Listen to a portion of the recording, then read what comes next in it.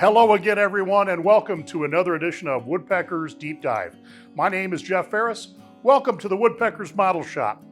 Today, we're going to take a closer look at Woodpecker's new Route and Plane XL benchtop board mill. This is the big brother to our benchtop board mill that we did a deep dive on just a couple weeks ago. I'm going to show you the things that are the same on this one and also the things that are different.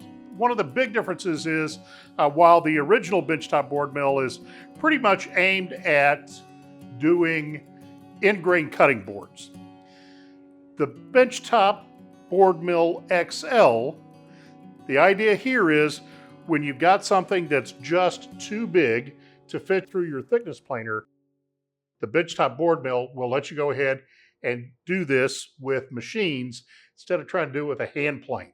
A hand plane will certainly get the job done, but it's a lot of work. We're going to show you how to do that with your router instead. Okay, let's get started. What I have glued up here is going to be sort of a traveling workbench to use when I do demonstrations.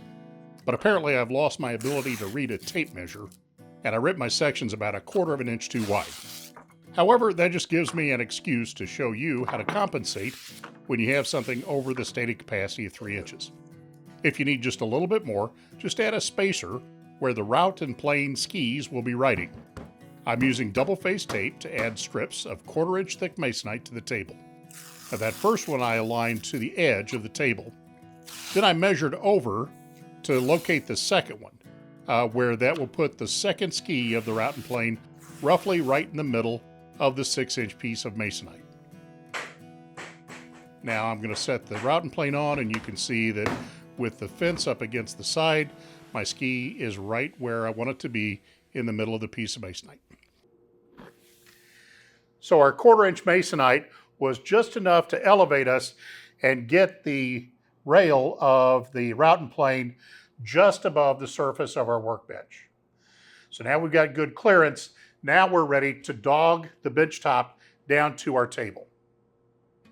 These slab clamping dogs hold the material down to the table and keep it from moving around. I'm going to mark 1.5 inches from the edge of the bench and start a couple of screws just in from those two edges. These will roughly position the slab dogs. I've done the same thing on the other end and then drove a second screw into each dog to put a little pressure down and forward. Now I'll add the second screws on this end, which will push down and against the dogs on the other end. Now that we have the bench top secure, the next thing we're going to do is set up our router. On plunge routers, where the router base isn't centered, we've marked one of the router guides with an A and some instructions telling you to always keep the longest straight edge of your router base against that fence. I'll install the centering guide in the collet of the router, place the guide in the opening of the route and plane. Now I'll slide the router guides in until they just contact the router base and lock them down. Make sure they don't bind. Remember, we're just keeping the router bit from contacting the frame, not really trying to guide anything critical. Next, we'll take the centering guide out and install the router bit. I'm using an UltraShear 1.5 inch replaceable insert spoil board bit. This gives a super clean cut, and when it's dull, all I have to do is rotate the cutters a 1/4 turn, lock them back down, and it's just like I bought a brand new bit. When all 4 edges have been used up, all I have to do is buy a new set of inserts. Now I'll set my depth of cut and check to make sure it's just a little below the top of my bench top. So we're all set up. We have our router set for a pretty light depth of cut on this first pass, just to make sure that we get any irregularities out, and we're ready to go.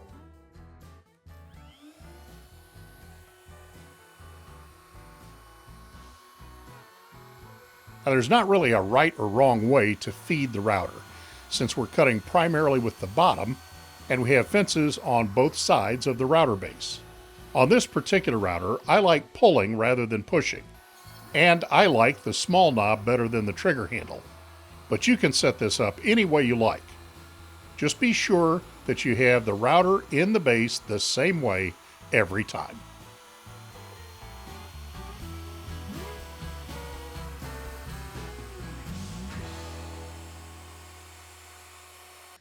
So we're pretty good. I've got a split that was in this first board, and I thought I was going to get through that, but I didn't quite with my depth settings, so we need to drop that down a little bit to clean that up.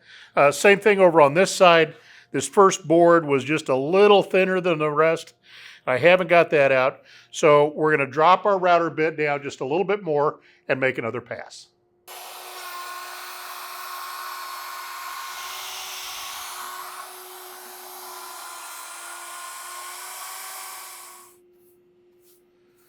Now that is beautiful.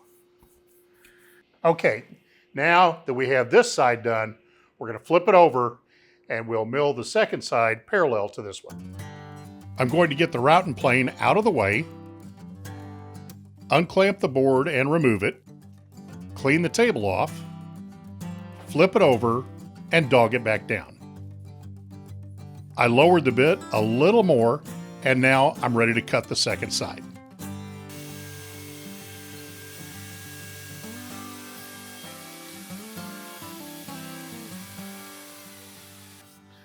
So our benchtop board mill did a fantastic job of getting my little mini workbench top perfectly flat, both directions.